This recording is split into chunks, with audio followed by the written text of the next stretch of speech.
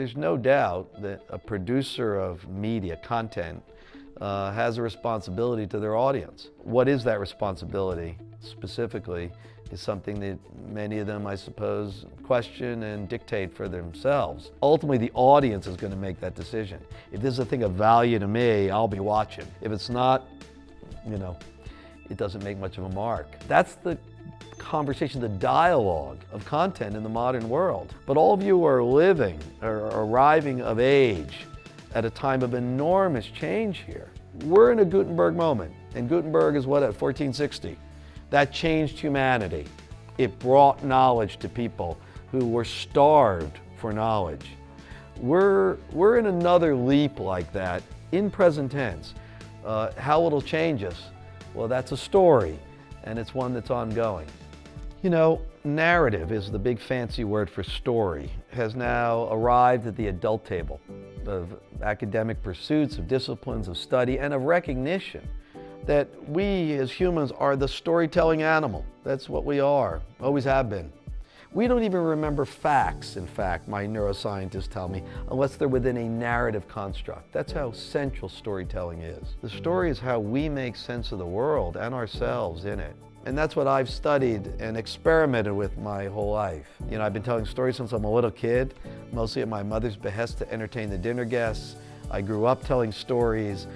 It's amazing, whatever you think about the U.S. economy, the idea that I can make a living telling stories shows that it's working in this one little way. And as a journalist at the Wall Street Journal, predominantly over 10 years, I arrived as a traditional reporter. Give me the facts in a nice pyramid structure, the biggest facts up top, finish with what you have left before you got to cut. And more I began to realize that narrative, that story, capital S, was the way to really tell something much more complex than any fact can reveal. And that's what I did for many years. I have a rule, and it's a rule I've used in my newspaper writing, my books, 6 books now, the stuff I do on camera. And it's what I call my good enough reasons rule. That people do what they do for good enough reasons. Good enough that intent flows to action, the thing you can see. They may not be your reasons or mine. Some of them may be repugnant to you, as that individual may be, in fact, based on what you're taught and how you're conditioned to see the world. And that's where story lives.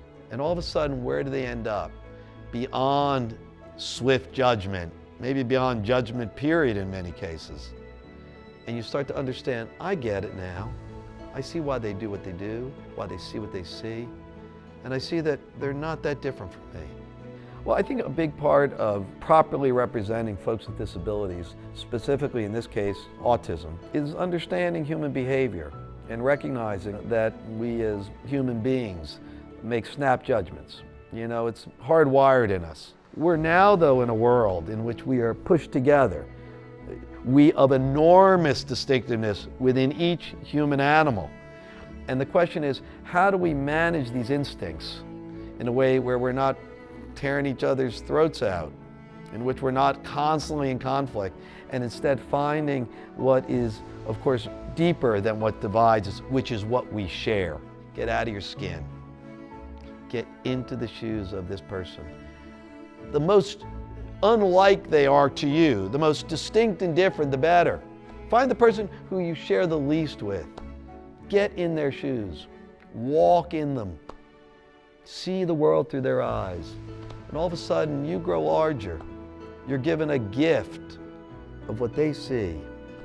And that becomes the story. It's not probably what you thought you were going to get walking in, because you're seeing them from the outside. And even when you do get the thing you're looking for and you go, oh, perfect, all right, oh, that's what I want. You should ask yourself, perfect for what? For whom? For what goal? What outcome? That's what great narrative does. It pushes through, doesn't discount what divides us. It finds a way to own it, and through it dig to the deep aquifer, the deep subterrane of what we all share that makes us identical to one another. That's what story's about.